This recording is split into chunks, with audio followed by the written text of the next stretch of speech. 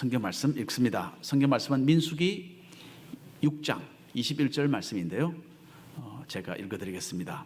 이는 곧 서원한 나실인이 자기의 몸을 구별한 일로 말미암아 여호와께 헌물을 드림과 행할 법이며 이 외에도 힘이 미치는 대로 하려니와 그가 서원한 대로 자기의 몸을 구별하는 법을 따라 할 것이니라. 하와이에서는 이번 겨울에 참 많은 분들이 감기에 걸려서 고생을 하고 계십니다. 저의 처는요, 감기가 하나 걸리고 그 다음에 또 걸리고 그 다음에 또 걸리더라고요. 3번 이번에 걸렸습니다. 저도 오랜만에 몇 년 동안 감기가 안 걸렸는데 이번에는 감기가 걸려서 좀 고생을 하고요. 이제는 다 나았는데 이 기침은 아직도 완전히 떨어지지 않고 있습니다. 근데 요즘 우리 미국 동부의 날씨에 비하면 우리 하와이 추위는 정말 어린아이 장난이라 해야 되겠죠, 그렇죠? 이 새해가 시작되면서 몰아친 그 한파로 인해서 뉴욕을 비롯한 이 동부 지역은 눈더미 아래에 덮여 있었습니다. 영하 몇십 도로 떨어지는 그 극심한 추위 때문에 1억에 가까운 100 million people, 1억에 가까운 인구가 어려움을 겪었습니다. 공기가 너무너무 차가웠어요. 피부가 10분 정도만 공기에 노출되면 동상이 걸릴 그런 그 정도였다고 합니다. 그래 얼마나 괴로웠겠습니까? 이 폭설 때문에 공항이 마비되고 또 수천 편의 항공기가 캔슬이 되었습니다. 그래서 이 지역을 향하던 비행기들은 다른 도시로 이렇게 방향을 돌렸고요. 어떤 경우에는 아예 출발지로 되돌아가기도 했다고 합니다. 그러니까 유럽에서 대서양을 건너온 비행기는 내리지 못하고 다시 돌아갔다는 이야기예요. 예, 아주 엄청난 그런 어려움이 있었습니다. 그 추위로 인해서 사망한 사람도 있고요. 그 병원은 신세를 지고 있는 사람도 지금도 수백 명이 달한다고 합니다. 그런데 오래전에 동부 지역이 정말 힘겹게 겨울을 지냈던 때가 또 있었다고 합니다. 1979년도에 미국은 영국과 한창 독립전쟁을 치르고 있었습니다. 1779년도죠. 그래서 그 겨울에도 미국 동부 지역은 참으로 심각한 한파로 시달렸습니다. 그 일대는 자그마치 3달 동안 눈이 녹지 않았대요. 눈이 계속 덮여서 길이 얼어붙고 미국 군대는 식량이 제대로 공급되지 않아서 여러 날을 굶주렸다고 합니다. 자, 군인들은 나무 껍질을 벗겨 먹기도 하고요. 또 가죽으로 된 신발을 잘라서 먹기도 했다고 합니다. 그리고 미국 사람도 어쩔 수 없는 것 같아요. 장교들은 모여서 자기들이 기르던 애완용 개를 또 잡아먹기도 했다고 합니다. 자, 상황이 더 심각해지자 어떤 군인들은 자기 살 길을 찾아서 흩어지기도 했고요. 또 다른 군인들은 상관들과 대립이 되어서 반란이 일어나는 그런 사태가 빚어지기도 했다고 합니다. 그러니까 이런 극심한 상황 속에서 자신의 자리를 지키고 맡겨진 일에 충실하게 감당할 수 있는 그런 사람 많지 않은 것 같아요. 그렇죠? 상황이 어려워지면 그 다 내려놓고 자기 살 길을 찾아가는 거죠. 자, 민수기 6장을 보면 하나님께 특별하게 충성했던 구약의 성도들이 어떻게 과연 그러한 충성심을 가지고 있었는지를 설명하는 그런 기록이 남아 있습니다. 자, 성경은 이 사람들을 나실인이라고 부릅니다. 자, 히브리어로 나지르라는 이 단어는요, 거룩하게 헌신한다라는 그런 의미가 있습니다. 나실인들은 자기 자신의 그 삶에 제재를 가하고 최대한으로 하나님께 헌신하며 섬기려 했습니다. 그래서 몸이 원하는 그런 요구들을 제한하고 영적인 목적을 위해서 일반 사람들이 얼마든지 추구할 수 있는 그런 것들을 마다했던 참으로 헌신된 사람들이었어요.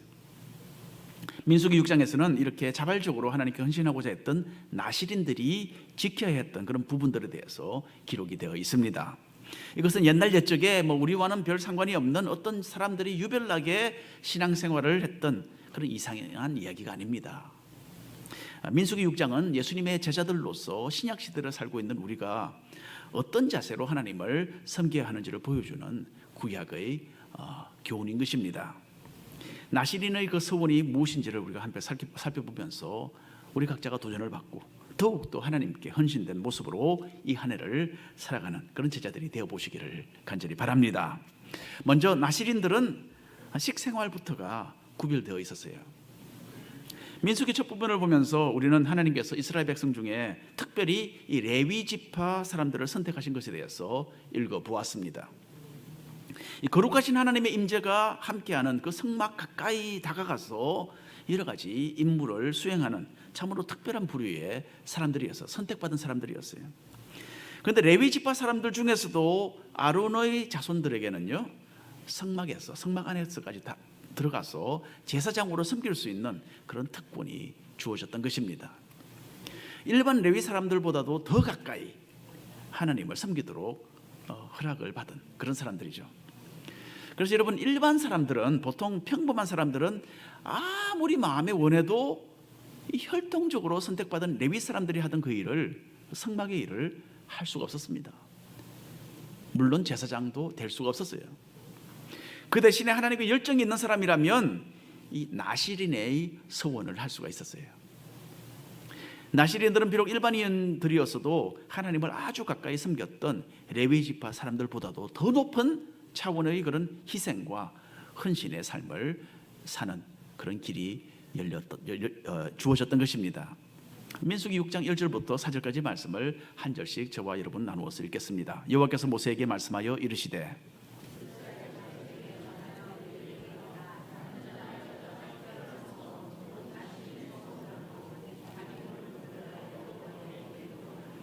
포도주와 독주를 멀리하며 포도주로 된 초나 독주로 된 초를 마시지 말며 포도즙도 마시지 말며 생포도나 금포도도 먹지 말지니.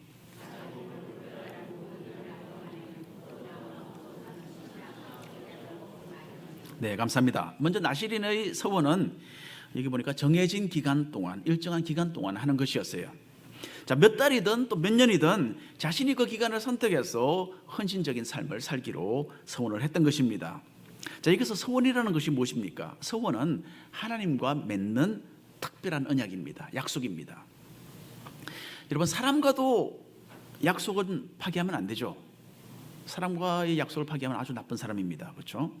그러니까 하나님과의 약속은 우리가 틀림없이 지켜야 되는 거죠. 그렇지 않으면 심각한 처벌이 내려지는 것으로 구약시대 사람들은 받아들였습니다.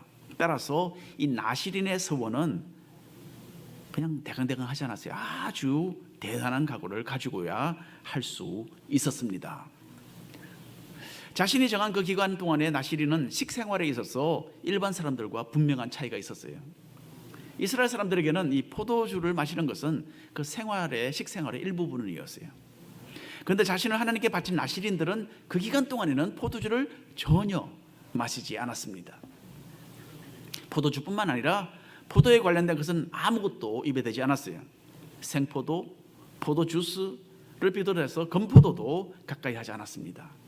하다못해 포도 껍질이나 포도 씨앗조차도 입에 넣지 못하는 아무런 엄격한 규칙을 지켜야만 했던 것입니다. 그러니까 포도 포자만 들어가도 멀리 했던 거죠. 술 취하는 것에서 스스로를 지키기 위해서 이런 조금의 틈도 허용하지 않는 참으로 철두철미한 결심을 가져야만 이 나시린의 서원에 충실할 수 있었던 것입니다. 하나님을 올바로 섬기기 위해서는 우리가 맑은 정신을 가져야 합니다. 아론의 두 아들 나답과 아비후라는 두 아들이 있었어요. 이 사람들은 제사장들이었지만은 하나님의 벌을 받아서 죽임을 당했습니다. 거룩하신 하나님께서 명시하지 않으신 그런 방법으로 불법으로 제사를 드렸기 때문에 그렇습니다. 그래서 하나님께서 불을 내리셔서 이 사람들을 직접 태워 죽이셨어요.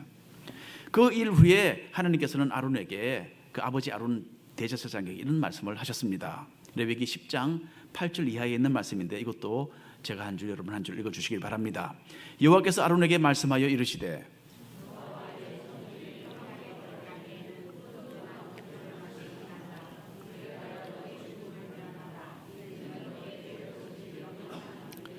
그리하여야 너희가 거룩하고 속된 것을 분별하며 부정하고 정한 것을 분별하고.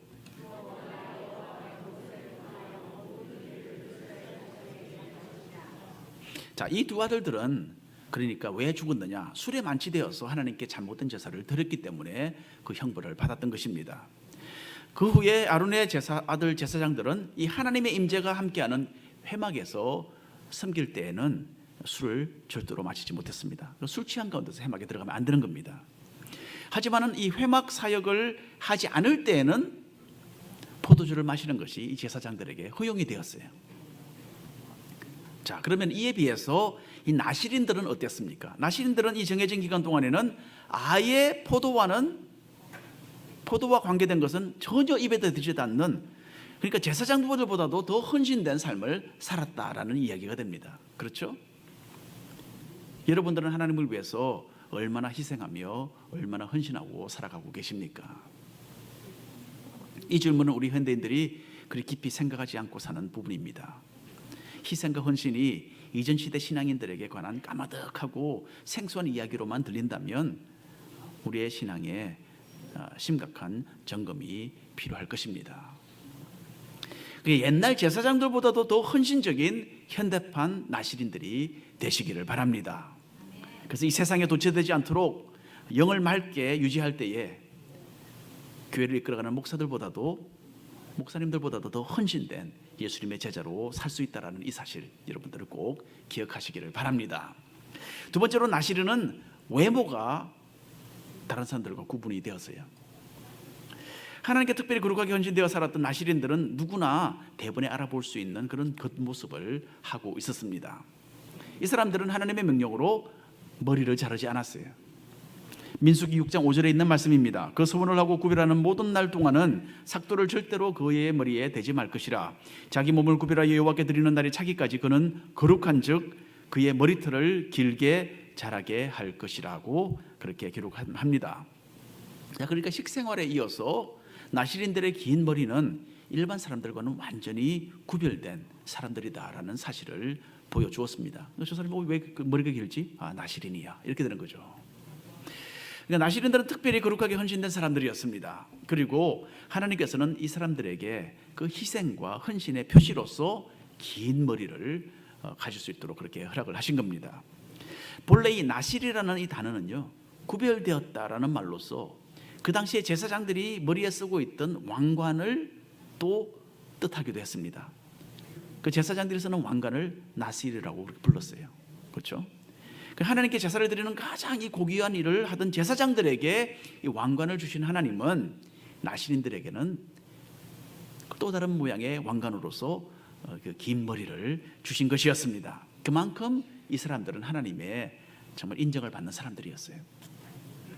여러분, 머리를 자르지 않았던 사람이라고 할 때에 누가 제일 먼저 생각이 납니까? 그렇죠, 삼손이죠. 삼손이 금방 생각나실 겁니다. 삼손은 성경에서 가장 유명한 나실인입니다. 나실인들 중에서 가장 유명한 사람이 삼손이에요. 삼손은 태어나서부터 머리를 자르지 않았습니다. 그리고 하나님께서 주신 그 큰 힘으로써 이스라엘 나라를 이끄는 참으로 특별한 역할을 감당한 사람이었어요. 나중에 들릴라라는 여인과 사랑에 빠져서 이 머리카락이 잘려지고 적군에게 사로잡히지 않습니까? 하지만 마지막에 하나님께 간절하게 기도해서 자기네 그 힘을 되찾고 블레셋 사람들에게 원수를 갚고 자기도 그 가운데 죽는 참 그 의미심장한 그 이야기가 사사기서에 나옵니다. 그런데 여러분, 사실 이 삼손은 거의 실패에 가까운 그런 인생을 살았던 사람입니다. 겉모습은 분명히 나실인이었어요. 머리도 길고. 하지만 그 사람의 삶은 하나님께 거룩하게 헌신된 그런 모습이 전혀 아니었습니다. 특별히 여인들에게 마음을 빼앗기고 방탕하고 타락된 그런 생활을 했습니다. 그 결과로 머리카락이 잘린 채 나중에는 눈도 뽑히고 소경이 되어서 블레셋 사람들의 그 조롱거리가 되고 말았습니다.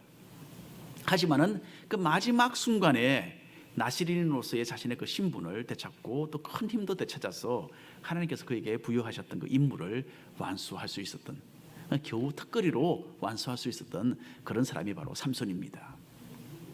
자, 여러분, 삼손과는 달리 나실인으로서 아주 훌륭하고 충성스럽게 살았던 또 한 사람이 있습니다. 어쩌면 삼손과 동시대에 어쩌면 조금 후에 활동했던 사람인데 이 사람의 이름은 사무엘입니다.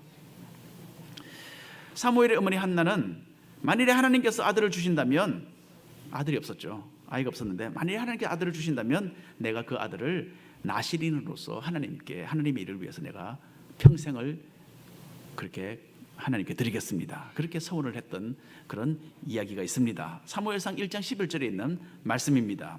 한 목소리로 읽어볼까요? 서원하여 이르되 만군의 여호와여, 만일 주의 여종의 고통을 돌보시고 나를 기억하사 주의 여종을 잊지 아니하시고 주의 여종에게 아들을 주시면 내가 그의 평생에 그를 여호와께 드리고 삭도를 그의 머리에 대지 아니하겠나이다. 이게 나오죠, 그렇죠? 서원을 합니다, 하나님께. 삼손처럼 사무엘도 머리를 자르지 않고 긴 머리로 살았습니다.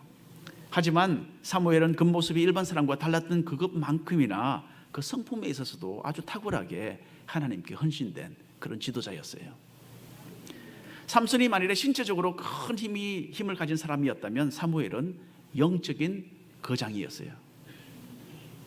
사무엘은 어려서부터 하나님의 음성을 들었습니다. 그리고 사람들을 하나님의 말씀으로 가르치며 인도했습니다. 사무엘은 이스라엘의 마지막 사사였어요. 그리고 하나님의 선지자로서 이스라엘의 첫 번째와 두 번째 왕을 세웠던 참으로 중요한, 이스라엘 역사의 중요한 인물이었습니다. 이렇게 평생토록 순결하고 완전히 하나님께 헌신된 그런 모습으로 살았던 사무엘은 구약시대에 있었던 가장 훌륭한 나실인이었다고 저는 생각을 합니다. 자, 누가 봐도 사무엘은 하나님을 두려워하는 기도의 사람이었어요. 그리고 긴 머리를 가진 그 나실인의 그 외모만큼이나 특별하고 정말 귀중하게 사용될 수 있는 그런 성품의 소유자였던 것입니다.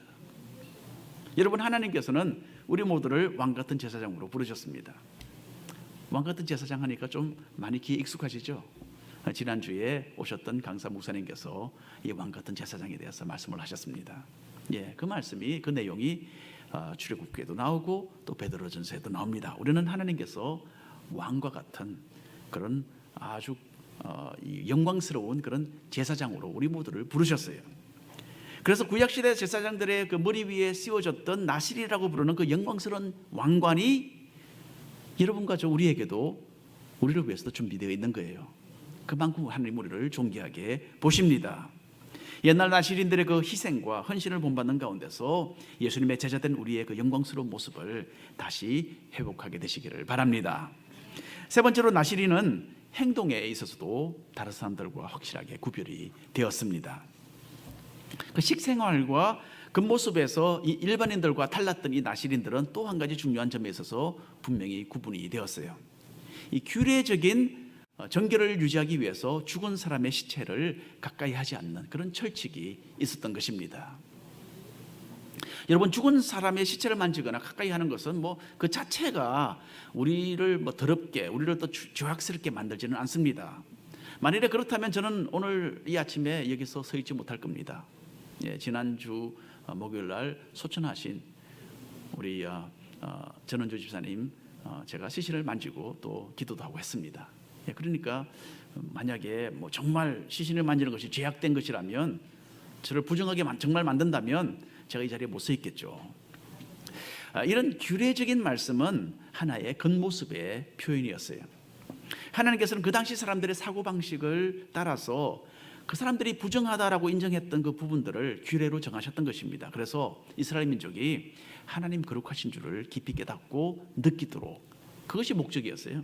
하나님 거룩하신 것을 깨달아 알아라고 이런 규례를 허락해 주신 겁니다. 사실은 시체 가까이 해도 괜찮습니다. 그러나 규례적으로 너희들은 이런 것을 지켜라. 왜냐하면 내가 거룩하기 때문에 너희들 마음에 좀 부정하다고 생각되는 거 하면 안 된다. 이렇게 말씀하신 것이죠.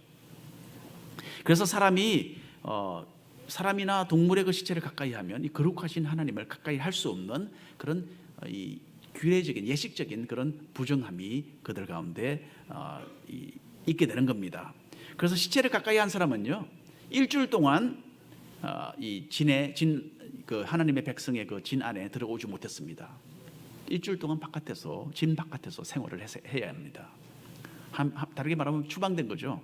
그래서 코런틴 된 겁니다. 바깥에서 살다가 일주일이 지나면, 7일이 지나면 그 다음에는 돌아와서 제사를 드리고 그 자기의 정결한 상태를 다시 되찾아야 정상적인 그런 생활을 할 수 있었습니다. 그러니까 시체를 가까이 함으로써 부정하게 되는 일을 옛날 사람들은 아주 피했습니다. 이 제사장들에게도 이 시체에 관한 규례가 있었어요. 제사장은 가장 가까운 가족 외에는 시체로 스스로를 부정하게 되는 것이 아주 엄격하게 금지되어 있었습니다. 그러니까 가족이면 어쩔 수 없죠, 그렇죠? 친구나 친척이 죽으면 그 장례식에 참석하면 안 됩니다. 제사장들은 가까이 시체를 가까이 하는 것이니까. 하지만 부모나 형제가 죽으면 어떻게 합니까? 이 특별한 상황이기 때문에 이것은 하나님께서도 허용을 하셨어요. 그래, 일주일 동안 그러면 너는 부정한 몸으로 있어도 된다. 비록 제사장이지만 그렇게 말씀하신 겁니다. 물론 제사장들도 그 일주일이 지나면 다시 예식을 통해서 정결한 모습이 되어야만 성전에 들어갈 수 있겠죠. 자, 일반 제사장들에게는 그래도 최소한 이 직계 가족에게 대해서는 그 죽은 시체를 가까이 할 수 있는 그 허용이 되었어요. 하지만 대제사장은, 일반 제사장이 아니라 대제사장은 가장 높은 제사장의 위치에 있기 때문에 어떠한 경우에도 시체를 가까이 하지 못한다라는 이런 아주 엄격한 규례가 있었습니다. 그래서 그 내용이 레위기서에 있습니다. 레위기 21장 10절부터 12절까지 있는데요, 한 절씩 나누어서 읽겠습니다. 자기의 형제 중 관유로 부음을 받고 위임되어 그 예복을 입은 대제사장은 그의 머리를 풀지 말며 그의 옷을 찢지 말며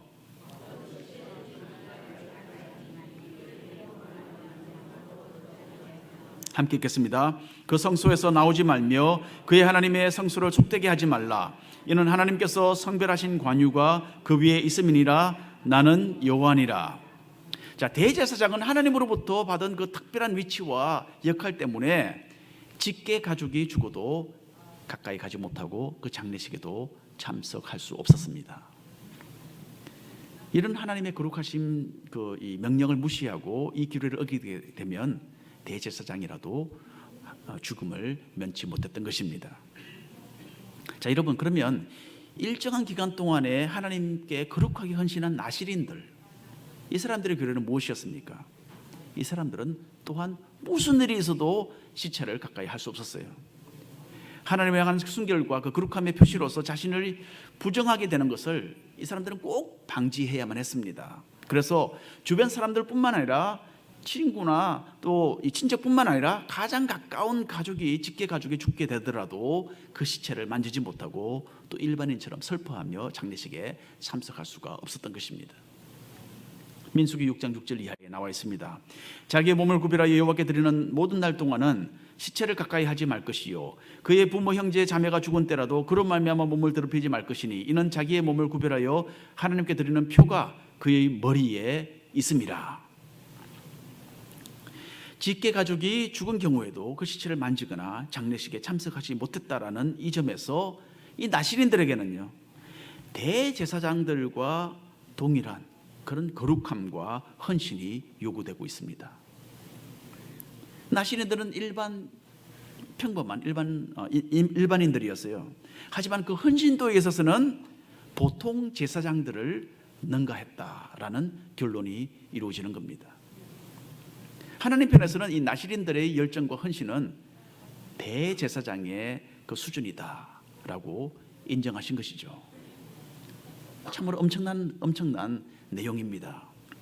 여러분, 그러니까 일반 성도님들도 하나님에 대해서 이 목회자들을 능가하는 그런 헌신과 사랑을 얼마든지 가질 수가 있는 것입니다. 솔직히 말해서는 이 기도와 헌신도에 있어서 목사인 저를 능가하는 성도님들을 자주 봅니다.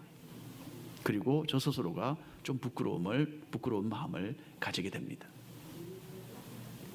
주님을 사랑하고 섬기는 것에는 이 목사나 장로나 권사나 어떤 지위가 그 기준이 되지 않습니다.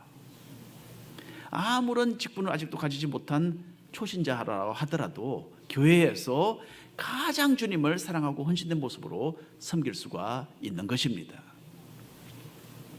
이 시체에 관한 나실인의 행동이 이렇게 구별된 것이었지만은 간혹 뜻하지 않게 부지 중에 그 시체로 부정하게 되는 그런 경우도 있었던 것입니다.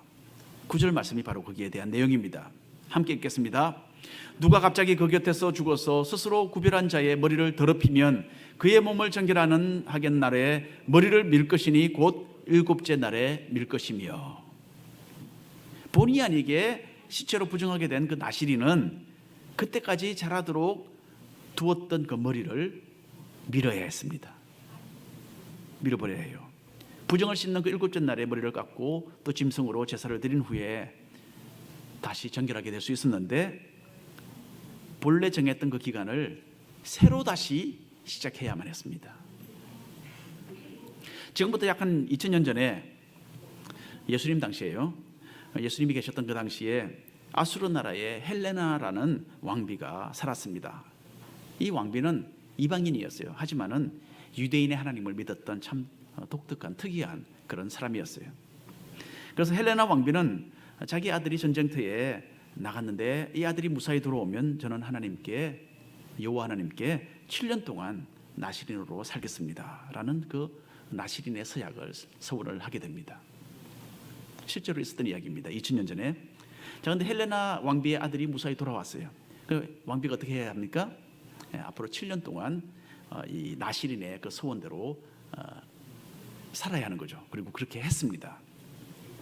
그런데 7년 동안을 그렇게 하다가 7년을 다 채우기 마지막 일주일, 한 주 전에 그 신하 중에 한 사람이 갑자기 죽는 그런 일이 벌어졌어요. 그래서 이 왕비가 그만 죽은 사람의 시체로 인한 그 부정을 입게 됩니다.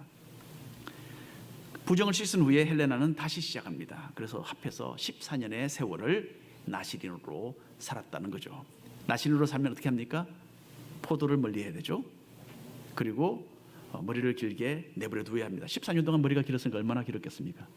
물론 한번 갖고 또다시 또 했겠죠. 여자분이 했으니까 참 대단합니다. 그리고 물론 또다시 시체를 가까이 하면 안 되는 거죠. 이렇게 헌신적인 이 삶을 살았던 이 헬레나라는 이 왕비에 대한 이야기가 있습니다. 이토록 나시린 언약은 많은 희생과 또 헌신을 요구하는 것이었던 겁니다.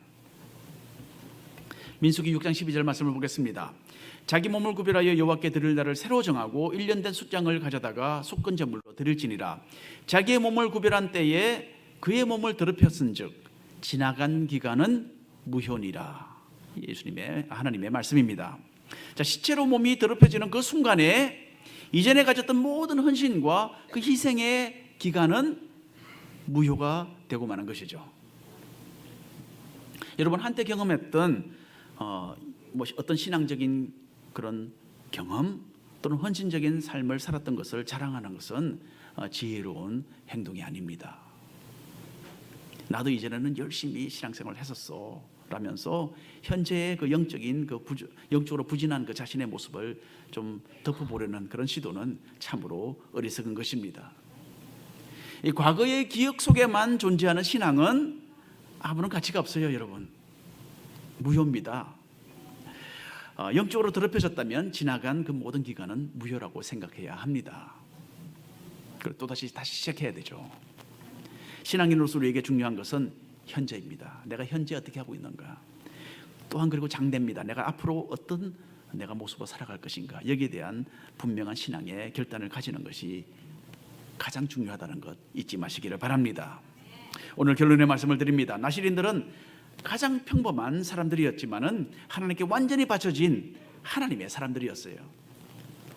나시린으로서 살아가야 했던 그 규례들을 보면 일반 제사장들의 그 수준을 뛰어넘어서 대제사장의 기준에 다가가는 그런 거룩함과 헌신을 보여주고 있습니다. 식생활에 있어서 구별되었고요, 외모에 있어서 구별되었고, 행동에서도 구별된 그런 모습으로 살았습니다. 이 세상과는 구별되는 그런 삶을 사는 것이 예수님의 제자로서 우리 모두의 목표가 되어야 할 것입니다. 세상이 가져다 주는 것에 도취되지 않고 하루하루 주님께서 주시는 그 삶을 거룩하게 이어가는 것, 이것이 바로 하나님께서 우리에게 주시는 상급으로 여기는 것이 바로 참된 신앙이 아니겠습니까? 우리의 성품과 우리의 삶의 선택들을 통해서 주님의 제자된 우리의 모습을 우리는 정명해 나아가야만 하는 것입니다. 맹세하는 것을 피하라라는 말씀이 신약성경 여러 군데 있기 때문에 하나님께 서원하는 것, 이것은 우리가 가장 신중하게 내려야 할 결정입니다. 그래서 신약시대를 사는 우리는 문자 그대로의 그 나시린의 서원은 하지 않을 수 있습니다. 하지만 주님을 향한 헌신과 희생의 결단은 지금도 유효합니다. 우리 교회 성도님들 가운데 어떤 분은 앞으로 나는 1000번 새벽 예배를 드리겠습니다, 그런 아주 대단한 결심을 가지고서 이 한 해를 시작한 분이 계세요. 어떤 분은 금식하면서 하나님께 기도로 나아가십니다. 여러분들은 새해 주님을 향하여서 어떤 계획을 가지고 계십니까? 이런 계획은요, 뭐 어떤 장황한 것이 중요한 것이 아니고 실제적인 것이 얼마나 이것이 나에게 실제로 이룰 수 있는 이 계획인가, 이것이 중요한 겁니다. 여러분, 가장 쉽고 가장 기본적인 헌신은 어디서 일어납니까? 교회에서 일어납니다.